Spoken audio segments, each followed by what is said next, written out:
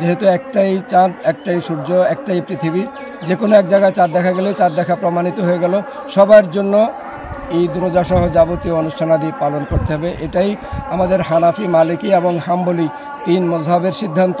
ঈদুল ফিতর পালন করি, তদুপরি স্পষ্ট আরো হবেন যে ঈদুল আজহা যখন আসে তখন তো হজ হচ্ছে, আমরা বিভিন্ন মিডিয়া দেখতেছি, টিভিতে দেখতেছি, চ্যানেলে দেখতেছি, অনেক কিছুই দেখতেছি, কিন্তু আমরা পালন করি না। আমাদের এখানে ওই ঈদের হজের পরের দিনে ঈদের জামাত ঈদুল আজহা উদযাপন হয়। প্রথম কথা হলো আমরা সৌদি আরব সাথে ঈদ রোজা পালন করি না। হানাফি মাযহাবের চূড়ান্ত সিদ্ধান্ত সোমুলি রুইয়াতি অক্তলি রুইয়াতি, বিশ্বের যে কোনো প্রান্তে চাঁদ দেখার খবর পেলে আমরা ঈদ রোজা পালন করে থাকি।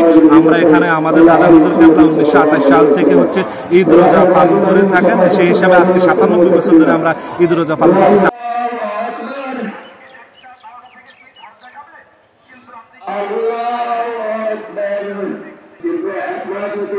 দীর্ঘ এক মাস ধরে আমরা সিয়াম সাধনা করেছি।